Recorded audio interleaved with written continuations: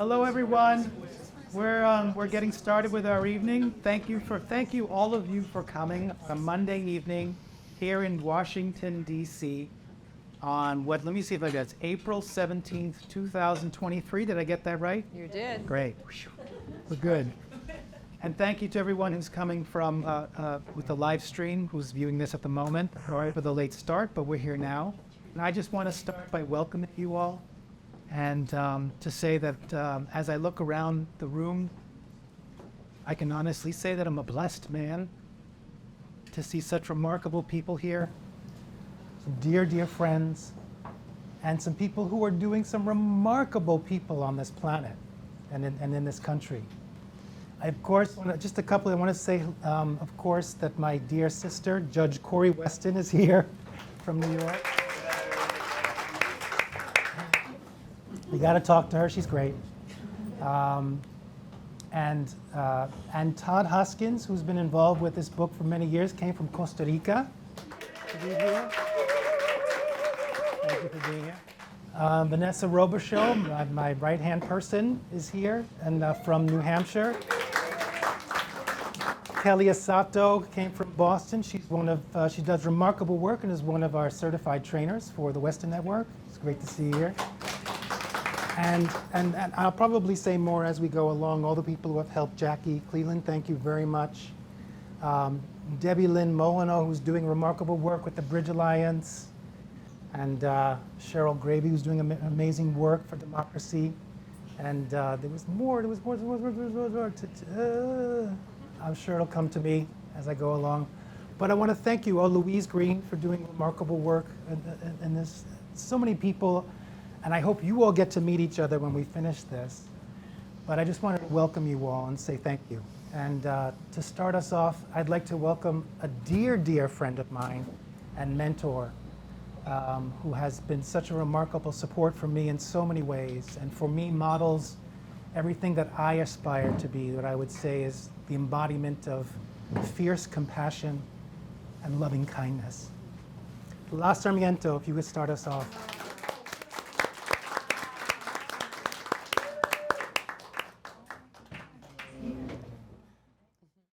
Hi, everyone. Good to be here.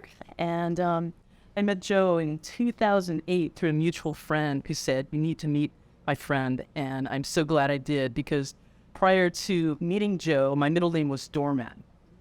And I took his respectful confrontation workshop, and now I'm a badass.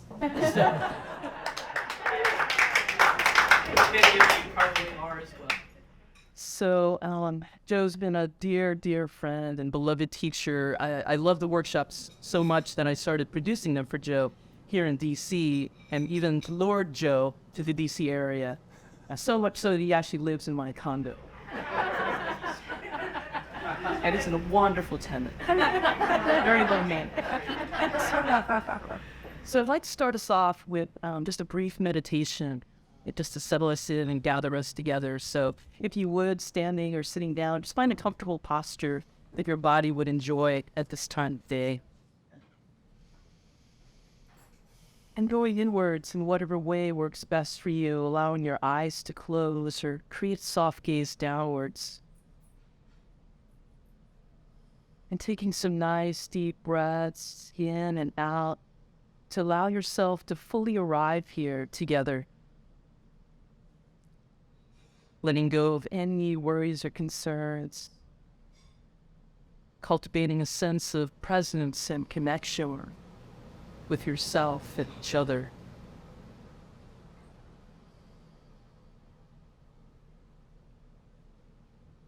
Feeling your feet or your seat under your chair. Begin to establish a sense of groundedness, stability, and dignity in your posture. The dignity of remembering your inherent worthiness of belonging and existence upon the planet. With the next deep breath, gently bringing your attention all the way down through your body, down your legs and into your feet. And imagining as best you can the unconditional support of the earth, holding you, us, and all beings on the planet at this time. reminding us of our interconnectedness with each other and nature. Next deep breath, gently bringing your attention up through the crown of your head and expanding your awareness out into the vast, open, spacious sky above you. A vastness that holds great mystery and lends great perspective for us here on earth. So next deep breath, gently bringing your attention to your back body, bringing to mind your loved ones, family, friends, pets, communities that you belong to. The beings in your life who love, support, accept, and encourage who you are as best they can. And if you wish, also honoring and acknowledging your wise and bright ancestors, both blood and cultural, known and unknown, upon whose shoulders you stand, and without whom you wouldn't be here. With the next deep breath, gently bringing your attention to your front body, bringing to mind these amazing beings that have come together to celebrate Joe and fierce civility. As you remember your own innate goodness, wisdom, and compassion, and that of each being in this virtual circle.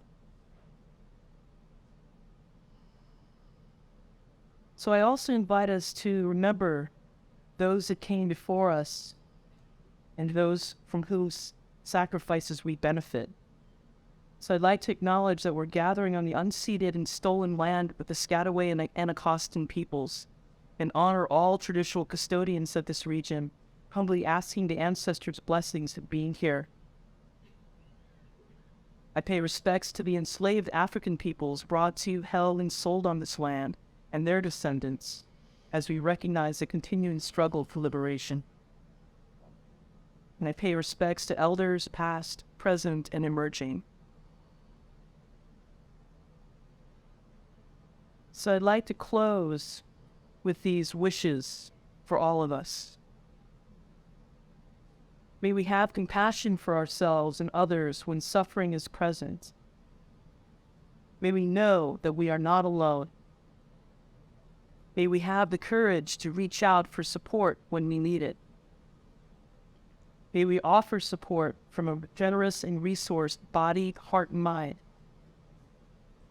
May we have humility, take responsibility, and make amends when we cause harm. May we discern with wisdom and compassion what is true and act as skillfully as we can. And may we forgive ourselves and each other for our humanity. Thank you.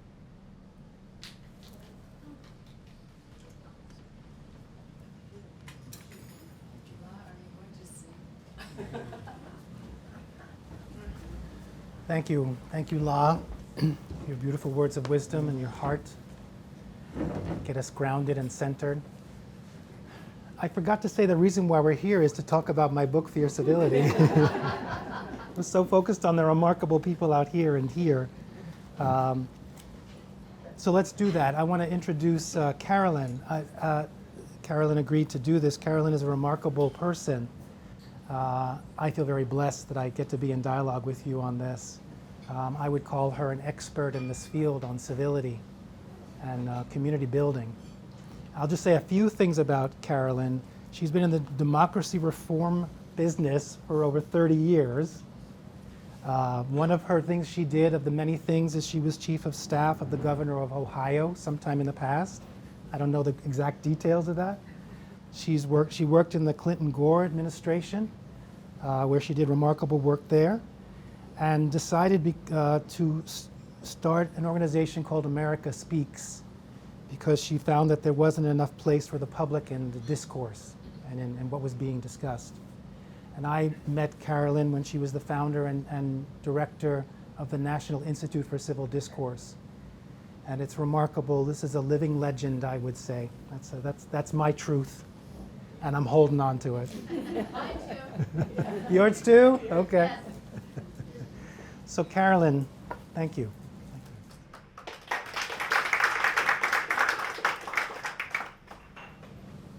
I'm Delighted and honored to be with you all this evening to, I think, give the first public acknowledgement of fierce civility.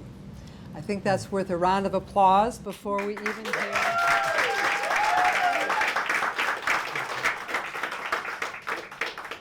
I told Joe when he asked me to do this that I actually love moderating book discussions. I used to do it for the Tucson Book Festival all the time. And one of the things that's unique about this evening's gathering, because I always started, well, I'm going to back up a minute. Part of the need for this work is the profound polarization that exists in our society and frankly in several others around the world. One of, and there are many, many layers of the causes of polarization, income inequality, et cetera, to start with structural. But one of the root causes that has not received as much attention is literally, in this country, the millions of people that do not feel meaningfully connected to a community or hold a place of sense of belonging. In this group, we are an amazingly rich, privileged in the best sense of that word. Everybody in this room is, I know, a very important part of at least one community, Joe Weston's community. In that context, it is my belief that each of us individually and we collectively could take a little bit more risk in how we actually deal with Joe's book. So I'm going to invite you to answer silently 2 questions before Joe and I begin to talk. And they are questions directly connected to your life and the substance of Joe's book. In my experience in the last 7 years of leading the National Institute for Civil Discourse, one of the things that is most difficult for people who hold the values that I think it's fair to assume we all hold is actually understanding those places internally where we are not actually open to civility to a particular group, to a particular person.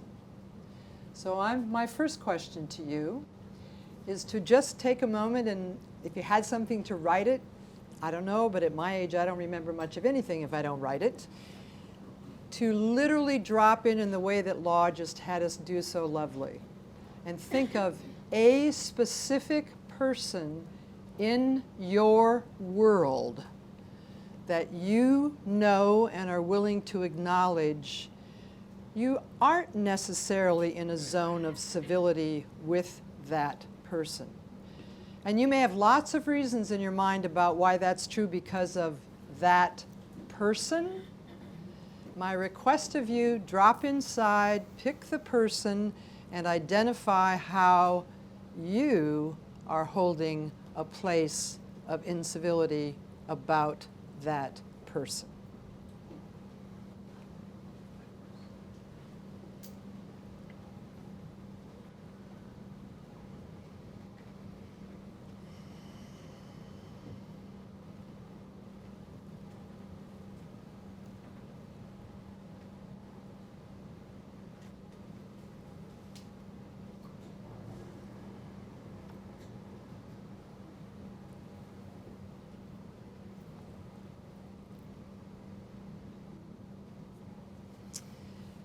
The next question I'm going to ask you, and here I'm only familiar with the potential categories in my own country, but I do know this is also happening in a lot of, democracy is under threat worldwide.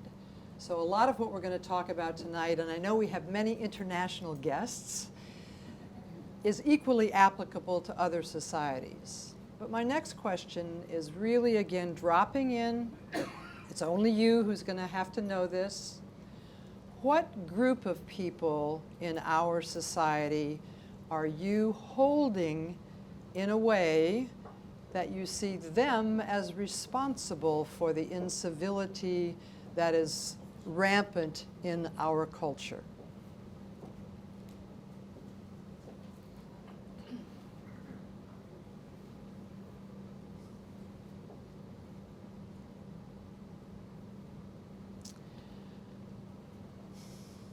Enough time?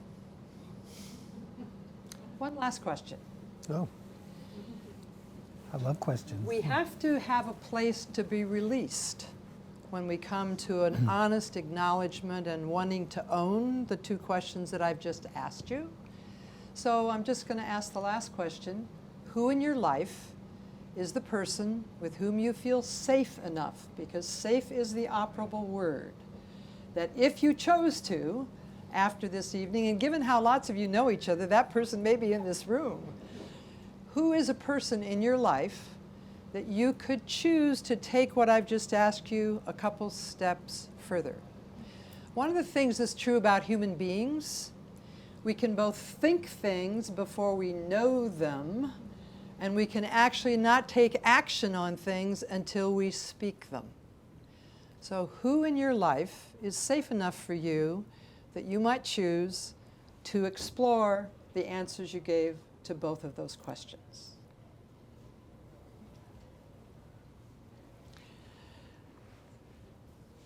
With that level of investment in Joe's content, let's jump in. Let's jump in, yes. So I actually think one of the questions, Joe, that you should talk about or we should discuss, as is your preference, this is a pretty interesting title you've chosen for this book. I don't think many people yet have access to the book to have read it. So I just think it'd be important if you share how you took the concept of fierce and the concept of civility and chose to make them the title of your book. That's a great question. First, I want to say thank you for those questions. La, thank you for your opening. I want to say what they said and what Carolyn said is the book. So you got the book already. So let's drink, let's eat. You know? On many levels. So thank you for that, the resonance of that. I've been doing this kind of work for years. My first book is called Mastering Respectful Confrontation. So I'm really good with taking what seems to be polarized concepts and bringing them together, because I've always seen that one of the fundamental questions I've had, even as a kid, you know, and my sister and I, we grew up in a pretty challenging, volatile childhood. And even in that, what I was tracking is this question of why is it, even though we know better, we're a relatively intelligent species, and I say the same examples. We can see close-up pictures of Pluto. We can see into the smallest of atoms. Why is it, even though we know better, we still have arguments and fights? And on a larger scale, crime and war and hunger and oppression. And for most people, the answer is that's just the way we are. And on some level, that is an accurate answer. I was never satisfied with this answer. I don't think you were ever satisfied with that answer. And I think there are a lot of people in this room who were never satisfied with that. So all of my life, I've been investigating that, from growing up in New York City, then living in the Netherlands, working all over the world, just to investigate. The answer resides in human behavior. And what I was discovering is that for people who don't take the time to examine assumptions, that most of the human population, we're told something. We're told it by our parents, by our government, by our religious institutions, by our peers, by our teachers, of the way it is. And because we don't investigate it, we just believe it to be true. And that the first radical thing we can do, rebellious thing we can do, is just simply question what we believe to be true. In my study of this work, first Mastering Respectful Confrontation and now Fierce Civility, what I was seeing is that a lot of things, the cause of it that was keeping us in these patterns is internal polarizations. And this idea of simply believing that we only have two options, this or that. And so I could go into respectful and confrontation, but I'll use fierce and civility. The chapter in my book is Reframing Civil Discourse from Chronic Niceness to Fierce Civility. And what I was seeing was that people who want to affect change, people want to approach something in an assertive way. They want to pierce through and get to the root causes of problems. If you don't examine and you think your only two choices are aggression and passivity and acquiescing, then there aren't many options. And I think that's what we're getting to, is that Many of us are simply acquiescing and watching as injustices are happening, or we're in a fight mode. And one of the things that I bring up in this book is how do you confront a bully without becoming a bully? Because as soon as you use bullying tactics to approach a bully, the bullying system has just sucked you into its system. And for those of you who know Star Trek, it's like the Borg. It's basically we've all just been connected into that. And it's just perpetuating the problem. Fighting the system is simply feeding the system. So, or we acquiesce and you know, in this level of anxiety we're all facing, a lot of what I bring up is that we're in serious nervous system dysregulation.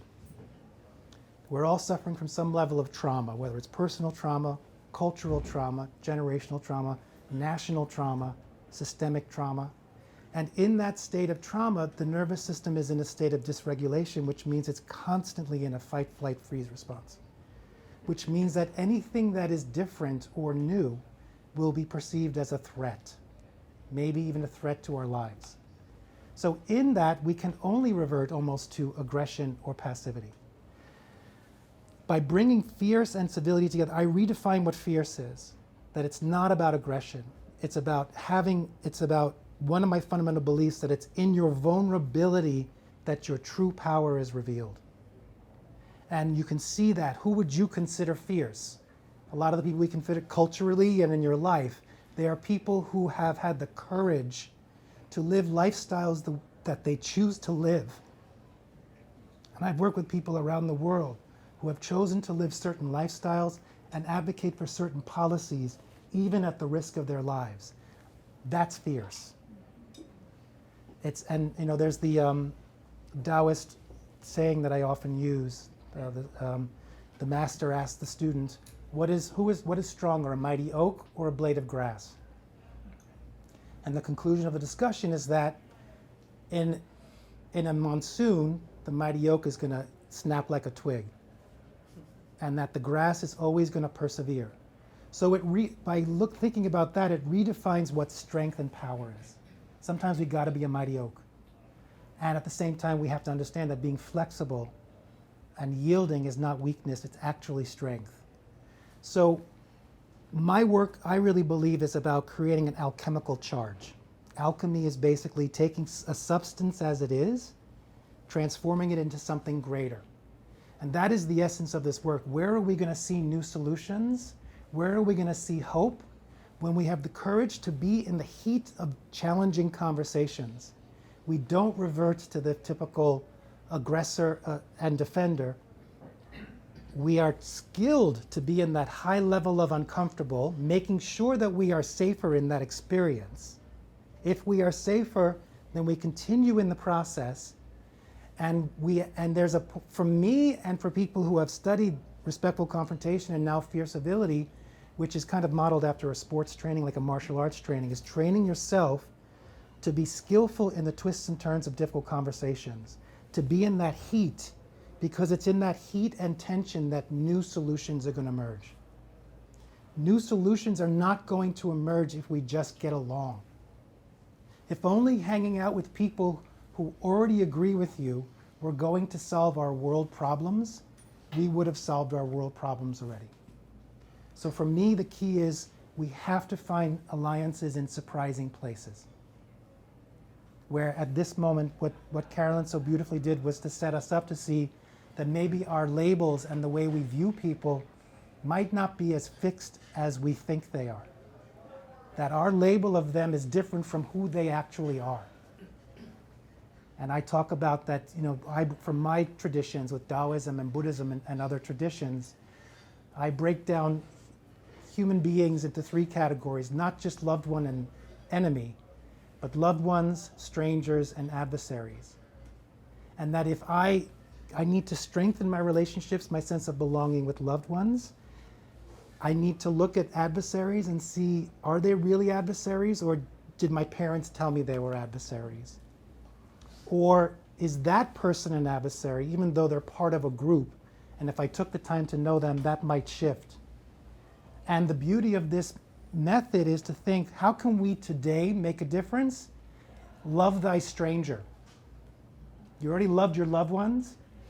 I think love thy enemy, that's a lot to ask, particularly from people from marginalized communities. But love thy stranger, guess how many strangers you probably have on this planet? Close to 8 billion. So that to me gives us space to be able to, that's the work that we can do. So getting back to your question. I was about to ask if anybody even remembered my question. I remember your question. So, woohoo, fierce civility. Putting that together creates an alchemical spark. And right now that's what we need. We're all stuck in patterns. We need something that's going to shake us out of the patterns we're in. What I call the stagnation of polarization, that like two rams that are ramming and they're constantly pushing. I'm right, no, I'm right, and all of those things. And one of the main points in the book is the power of the pivot, to learn how to just shift out of that polarization, get back to presence, connection, reorient, and from there look for new solutions. So fierce and civility creates that alchemical charge.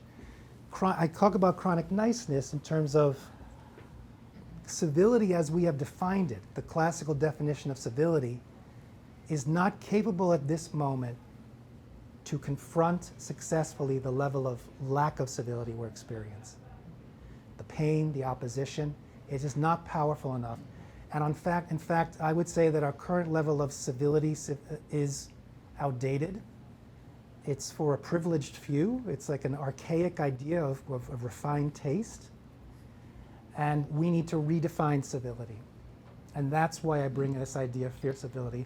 And because civility is in such threat at the moment, I commit to, and I invite anyone to commit to being fierce in preserving civility with yourself, with others, and most importantly, in the integrity of the conversations that you're in. How was that? It was excellent, and I've learned that I won't be asking very many questions. I just wanted to set that up. No. It was fabulous. It was fabulous.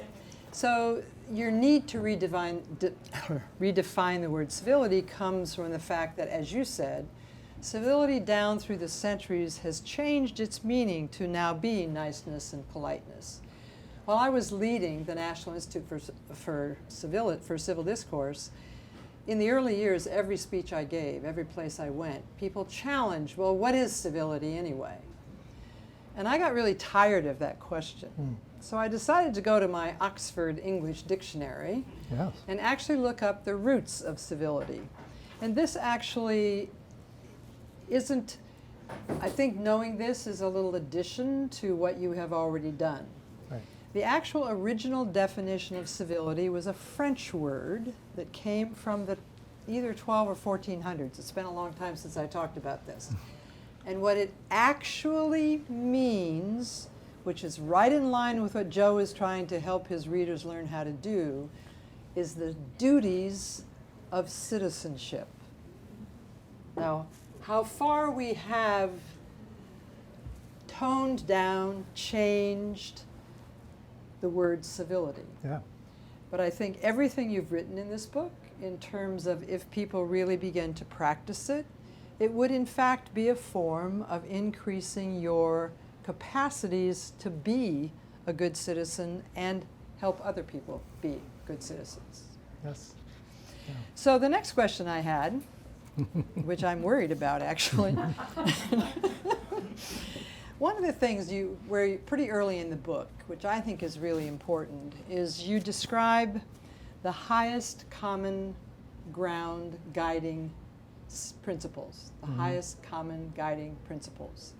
And I think in my experience in working with people, if you can in fact establish a ground of common values or a ground, it's a meta level of meaning.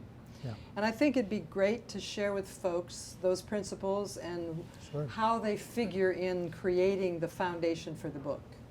Thank you. So that is how I reframe civility, is with these 5 highest guiding principles.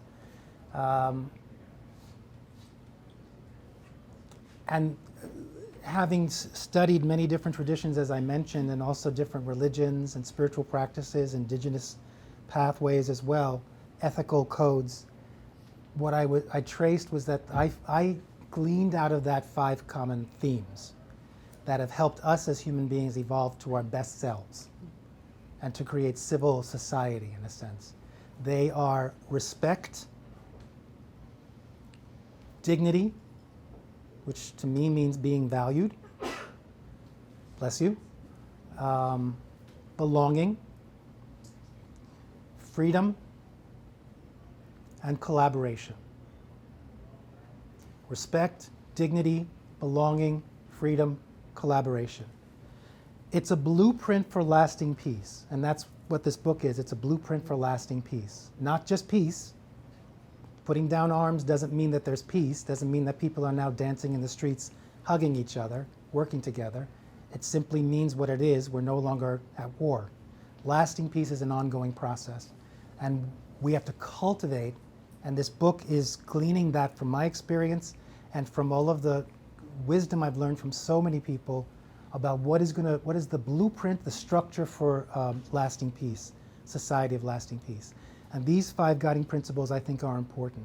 Why they are important is that we all get it, and what we're currently seeing is that many of us are like, I want that. I want respect. I want to belong. And oftentimes at the expense of others. I will do anything for my freedom. And that in some levels, particularly in certain circles, the idea of collaborating is seen as weakness, right? And giving up in a sense. I think that we evolve as people and as a society when we wake up in the morning and our first thought is, how can I create for others that they feel that they are respected, that they have dignity, that they belong, that they have freedom, and that they're open to collaboration. And that even higher than that is that we commit to helping create the systems that allow those who are disempowered and have no privilege, don't have the opportunity, like with some of the communities I'm working with around the world, their concern is that a bomb doesn't drop on their house tonight, that how do you create those systems, or in West Baltimore or some communities here in the United States, where they're just worried that they're not going to be shot tomorrow. How do you create systems where they have opportunities to step into their personal agency and to do those things? So the book essentially has 3 parts, and the questions that I've asked so far kind of give the guts of the first part.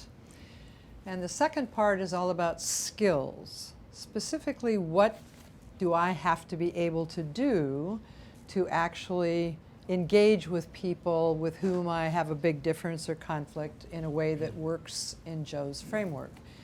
And the third part of the book is about strategies. So, Joe, I think a good way for us to spend our time is first for you to share a bit about the skills, not trying to cover all the skills that you have in the book, but maybe highlighting 1 or 2 that you believe are most essential as people begin this journey. Thank you. I call them the skills and strategies of the heart.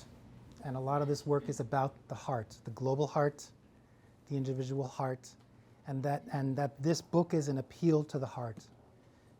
There are so many organizations and government agencies that spend millions and millions of dollars and euros or whatever to research and come up with solutions to our global problems.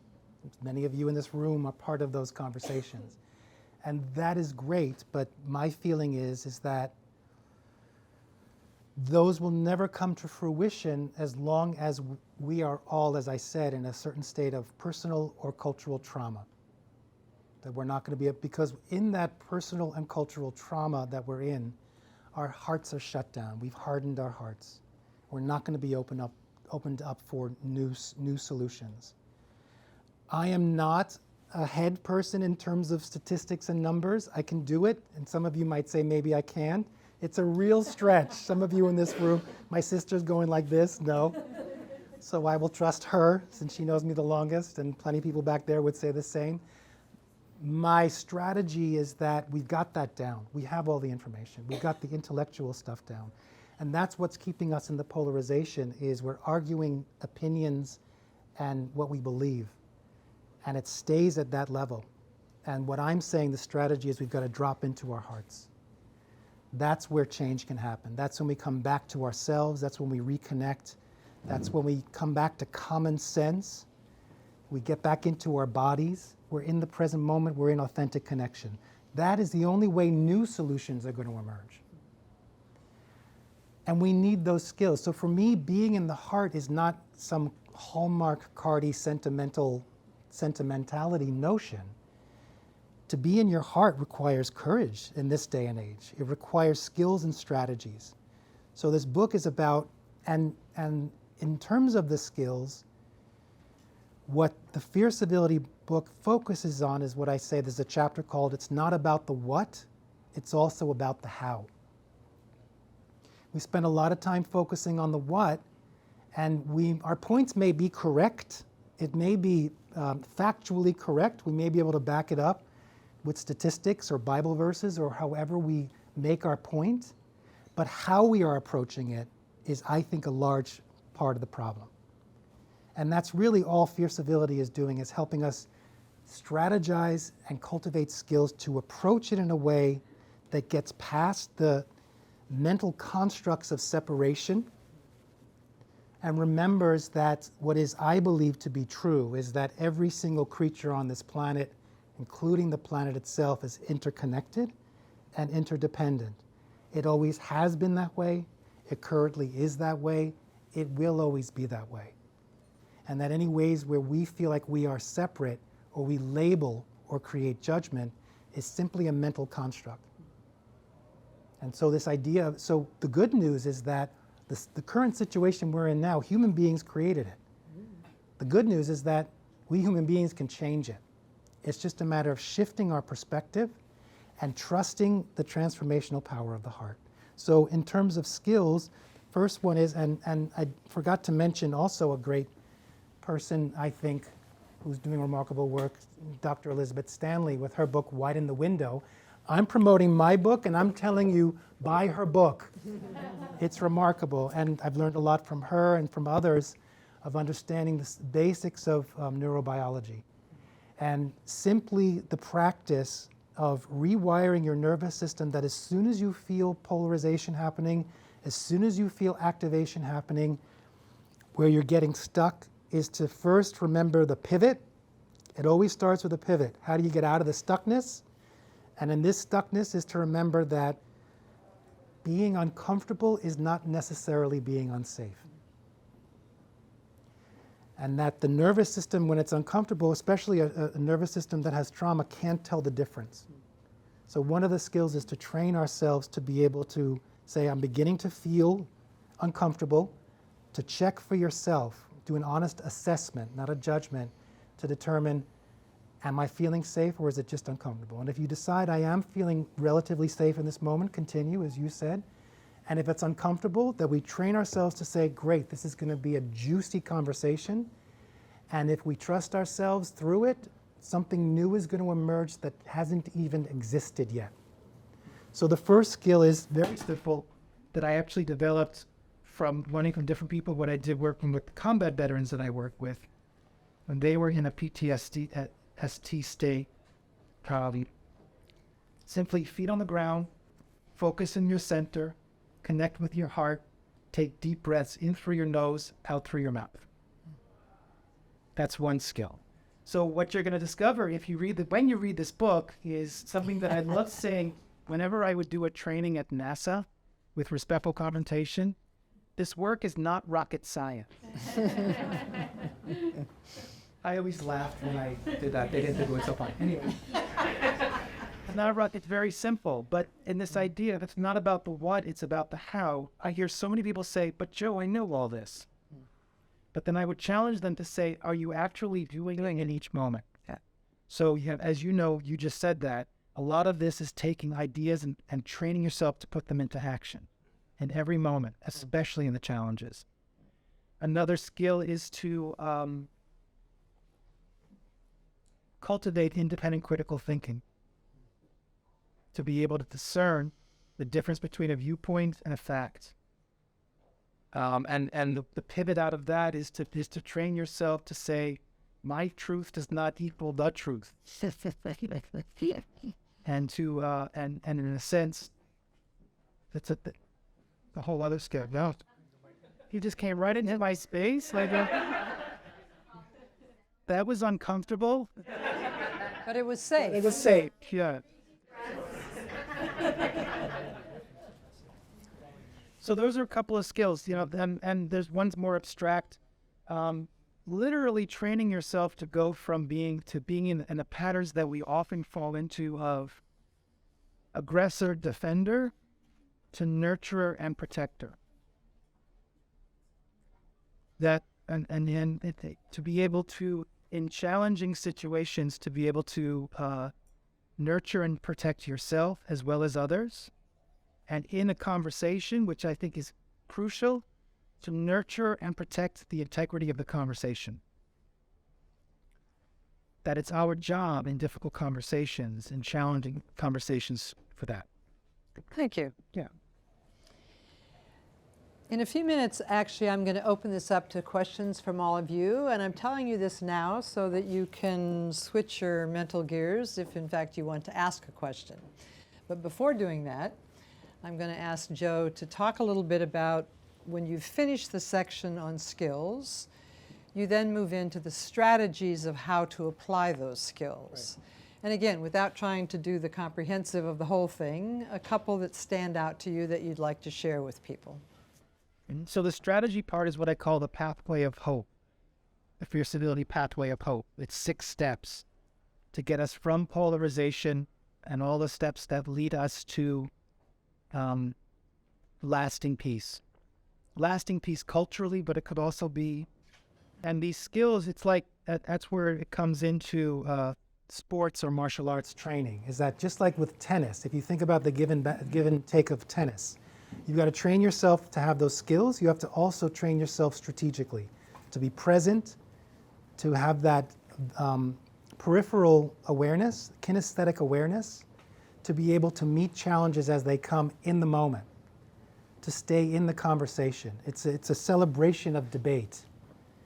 And very quickly, the 6 steps are breaking the gridlock of polarization is 1, fostering healing and reconciliation is 2, 3 is finding alliances in surprising places, 4 is creating the conditions for coming up with inclusive solutions. I need a prompt here. 5 is strategizing on coming up with new inclusive, resilient solutions. And 6 is creating a blueprint of lasting peace. That could be lasting peace social in a society. It could be a resolution of a family issue. It could be in an organization. That's fine. Okay, good. I told Joe ahead of time that I was going to ask him this question because I didn't want him to be caught by surprise. As you can tell, as Joe talks about his book, it is a very complete exploration of the combinations of skills and strategies. And what I shared with Joe, having worked in this field for a lot of years, the vast majority of Americans, thank God, really know that where we are is wrong and want to do something about it. But most of them don't know how to go about getting started. And what I said to Joe is, this is fantastic for someone who has decided to really commit themselves to a real change in how they are living their lives. In the context in which many people in this room, Cheryl and Debbie Lynn and others of you that I don't know, are working in groups of the public who are coming together, not so sure they're in a safe place, but actually pre-designed they begin to know they're in a safe place. But at most, they're going to take away 1, 2, or 3 ideas about how they could become part of the solution as opposed to being part of the problem. And I think a lot of those people would be overwhelmed by the amount of excellent, wise advice that Joe is giving in this book. So the question I told him I was going to ask him if you were in the situation where you had to only tell people 3 things to do to begin to be on this path. Now, I did warn him. I don't know if he got ready or not. But now's the time, Joe. Okay. First thing I would say is make sure you take care of yourself. This idea is to cultivate personal agency, resilience.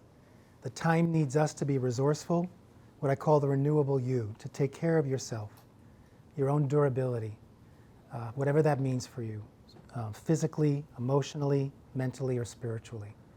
We need to be vital because times are challenging and they may remain challenging for a long time. And part of that is not only taking care of yourself, but strengthening and fostering your relationships that nurture you. That is really key. So that when you come to these challenging conversations, you are vital, you're not depleted, because when we're depleted is when we get into our fight, flight, freeze response and we get reactive and we aren't staying connected to our hearts. The second is to consider that if you're having a conversation with someone with a different viewpoint, and you'd like to see them shift that viewpoint, people don't change, they transform.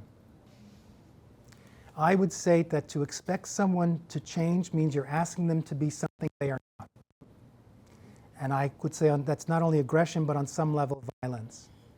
And that's what I think we're seeing playing out is people on the extremes, the extreme left and the extreme right, in state of panic on a sense, because the messaging they're getting from the opposition is you have to be different than what you are. You have to change on both sides. So I would say people don't change, they transform. What transforms are viewpoints, habits, and patterns. I can't change, I can't be something I'm not, but I can transform my viewpoints, I can transform my habits, I can transform my patterns. That still allows me to be me. At the same time, people will only transform their viewpoints, habits, and patterns if they feel some level of safety and some level of trust. Doesn't have to be complete, but some level. And that for us all to remember, we have viewpoints. We are not our viewpoints. If we believe we are our viewpoints, it's going to be or someone believes that, it's going to be very difficult to let that go. But if we remember we have viewpoints, it might be easier to let it go. To transform it, the alchemical process, into something even greater than what we were. That's 2. How's that? How am I doing? How am I doing? You're doing great. Okay, great. The last thing is this idea of really, fear civility to me is a plea, an appeal to people to understand the importance of being nurturers and protectors on this planet. Imagine if you committed to becoming what I would call a safe refuge. That your sole purpose on this planet is to be safe refuge for as many people as possible. What if our purpose as human beings on this planet was simply to be nurturers and protectors for all other creatures and for the planet itself? It wasn't to have sovereignty over other creatures and the planet. It was to truly be servants of, servant leadership, to be supporters of. So when you're stepping into these conversations, to approach it from that place and to appeal to the heart. If you're with Uncle Vinny or Cousin Frankie, you know, or Auntie Ethel, I'm just making up names here, and they have different viewpoints and you're dreading going and having Thanksgiving dinner with them or a meal, one of the people asked, what do they do when we get into the fights? Is appeal to the heart, say to just literally feel your feet on the ground, focus in your center, take a deep breath, connect with them and say, I miss you. I miss what we had before all of this happened. Can we in some way get back to that? That cuts through all your viewpoints on any ideas you have about the government or about politics or any of it. And that is what I think is the most crucial thing. Thank you. Okay. I'm going to add one thing, if you don't mind. Mm-hmm. Learned in the context of doing all of this work in socially short-term places where people really are caught in this polarization. When people have the transformative experience that you've described, and you described it very, very well, we can't forget human beings are social beings, and they respond to the structures they're in and the signals they get in those structures. So if I've been holding this view very rigidly, and I do have a moment of transformation when I go through Cheryl's workshop, I'm likely to go back to the same social system with the same people that had solidified the position I had before this experience of transformation.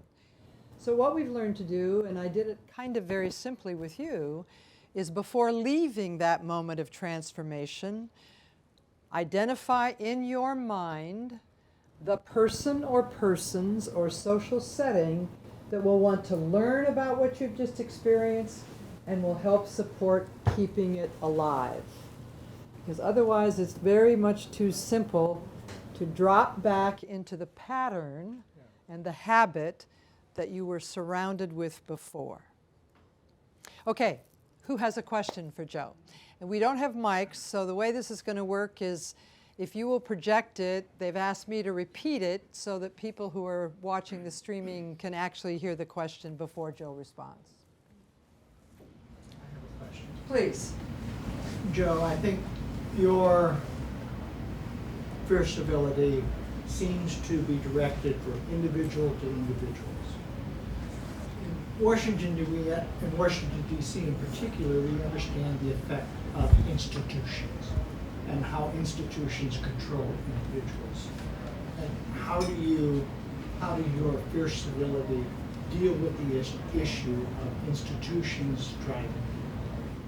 So the question, an excellent question from a DC resident, is Joe's focus in the way he's written the book is mostly individual to individual. And the question is, we're sitting here in the seat of the power of government in the country in which institutions have a lot of control over how individuals behave. So his question to Joe is, how does your system work when you're dealing with the way institutions control individuals? I'll try to do that briefly. It has to start somewhere, right? And for me, it starts with the individual. So in the second to last chapter on creating a blueprint for lasting peace, I offer a way to get there. And in each chapter, I present a false polarity that we get stuck in, either externally or internally, offer a pivot out of it, and then offer a skill or a strategy to then take that further. And in this is that oftentimes, if we want to see the world system or structures change, we tend to confront the structure itself. And that's creating the false polarity of me versus the structure. And the pivot would be to say that cultural transformation has to begin with personal transformation.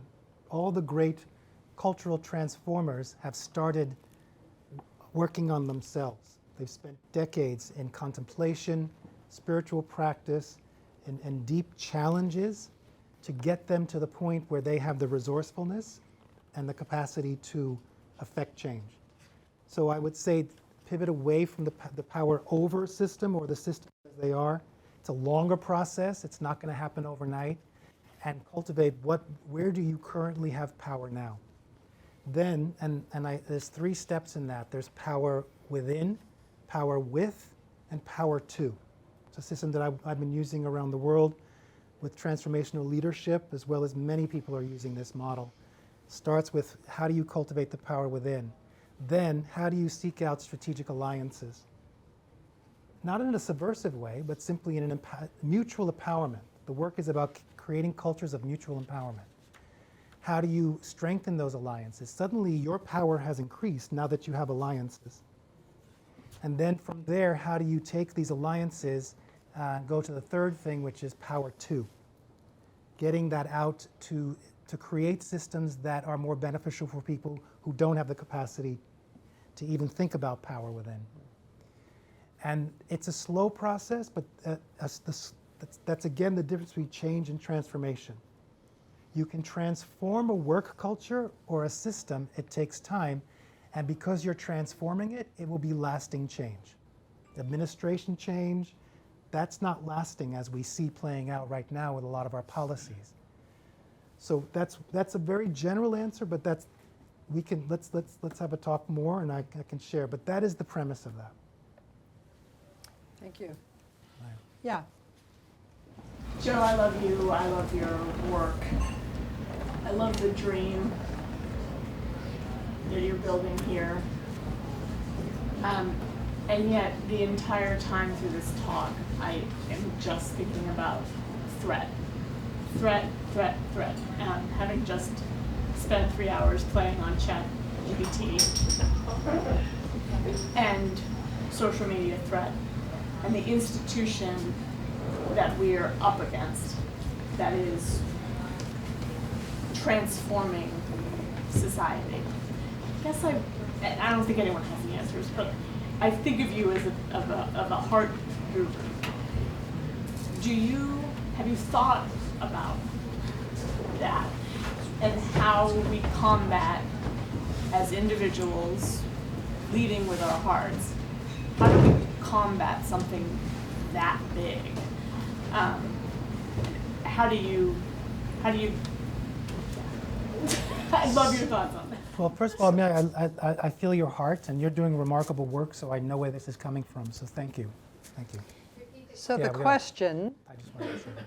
from clearly a dear friend of Joe's, acknowledging that he is leading this work from his heart and does touch our hearts, was acknowledging that every day many of us are experiencing intense threats, not just to democracy, but to our own freedom of thought on social media. You talked about ChatGPT.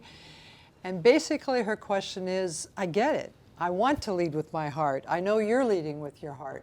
But how on earth do we actually combat something that is so large and so distant from any personal ability to influence it?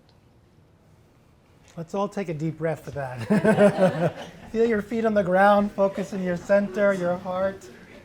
And of course, I have a lot to say on that. But what I will say is that we have no other choice. I start my book with a quote from Eleanor Roosevelt that she said in 1960, at the height of the missile crisis, when for the first time, I think, in human history, human beings had the capacity to wipe out all creatures on this planet. First time ever. That did a lot to our psyche, yes? Where she said, we're either going to die together or we're going to learn to live together. And if we're going to live together, then we have to talk. And in the UN Attorney General report said the same thing. We're at an inflection point. This was in 2021, I believe. I've got my experts here, where it said we're at an inflection point of breakdown or breakthrough, where it's just going to continue to devolve into crisis, or we're going to find a new way to be with one another. I want to go for the breakthrough part. And I believe that in this idea of alchemy, it needs to be this level of compression to get to expansion. And so that's an easy answer, but I would say we have no other choice, Maya. And that there are more people, I believe, than we're being led to believe, who do come from the heart. The media is playing a game with us, really. Because it makes sense. It's survival of the fittest. They want to survive. It's about profit. So they're taking reality and they're sensationalizing it. I thought about that when I was living in the Netherlands, and I would come back and I would watch the Weather Channel here in the US. 24-hour weather. It's like, oh my God, it's like they've turned it into a horror movie where a storm is coming to devour us, destroy us.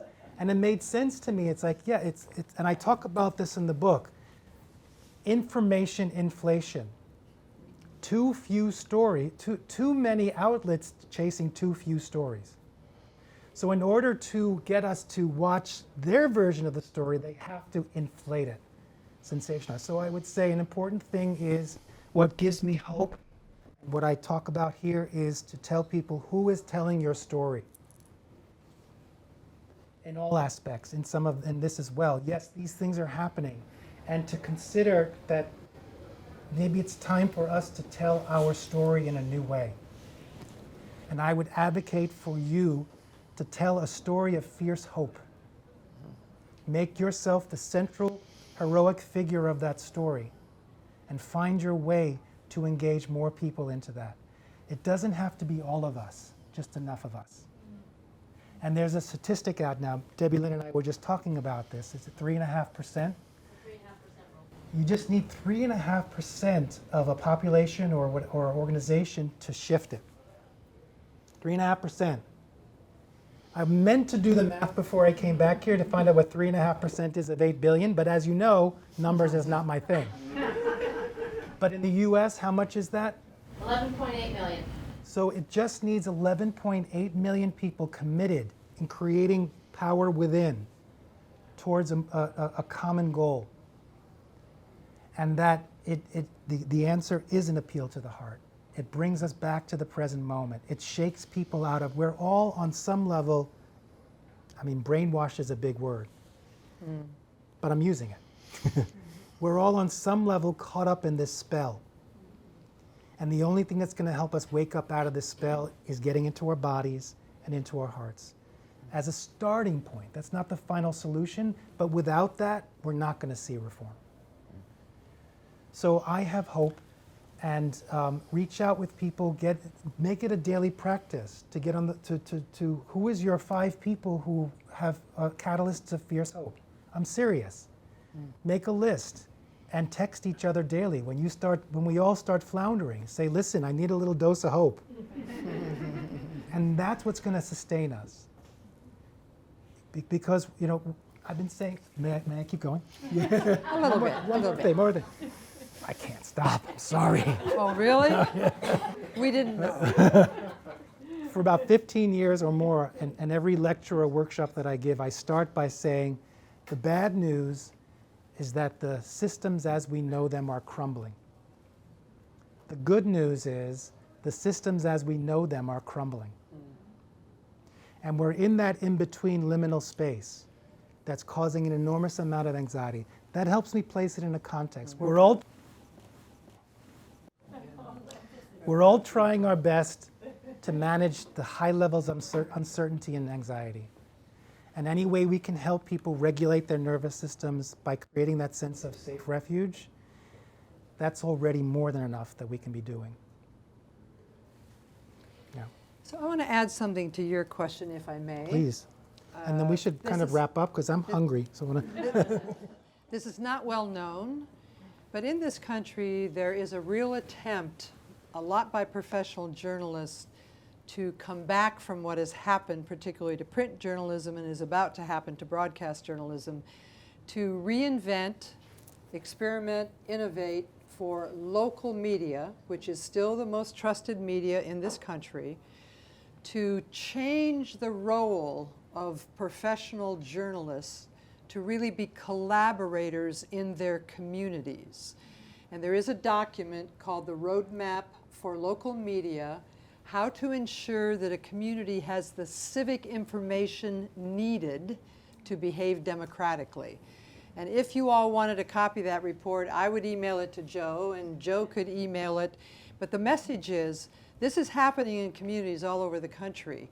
And wherever you live, you might want to see if you can help invest in a group of young journalists who are really reinventing the source of our news to create it to be trusted again. No, thank you. So I think you're messaging that we should be stopping. I think we should. I want to say some Okay. thanks again, but I just want to. Okay, and if I may, do you want to go first or do you want me to go first? I'll go first. Okay, I'll you go first. I'll go first. I just wanted to add to that is that there is more happening than we know. Locally, more happening. Yeah. And I just want to say a couple more thanks for people who aren't here. I want to thank Gina Maza, my incredible editor, who has done a remarkable job dancing with me with this book, and Veronica Choras, who did the beautiful design and created her own alchemy and magic in this. And that this was a collaborative process. A number of people, I started this as kind of like a workshop, online workshop before the pandemic, of people who were here to support me in so many ways. So this project is a collaborative process, and I want to, and it's dedicated to all of you. So thank you. Thank you. In some ways, I feel like Joe should have the last word, but he chose. So I'd like you to. here I go. I wanted to share one more thing that touched me in the book, and that I think is something valuable for each of us to carry away on our own journeys. In the last chapter, which he titles Seeing the World Anew, and he already shared the fantastic Eleanor Roosevelt quote about what we have to do in order to survive and thrive. But Joe tells a story in his personal life in terms of it's a conversation between he and his father, which for years he didn't really understand. But sometime later, the light bulb came on in terms of what that meant to him as an adult. And what Joe says, I really want to underline, because every single one of us in this room has had this kind of experience more than once, but we tend to discount it. And when we discount it, we're actually foregoing some of the deepest wisdom available to us as human beings. And this is the way Joe describes it. Many of us have witnessed and lived moments similar to the precious interaction I had with my father when I was a young boy. Yet because the power of intuitive wisdom is not widely accepted by conventional science, we dismiss it as fantasy or sentimentality. I think one of the important things to take away from the entire journey that Joe has shared with us, those moments of intuitive wisdom that seem to come to us from nowhere, and that we don't necessarily make sense of them in the moment in which they come, are some of the most valuable guideposts of our lives. Thank you.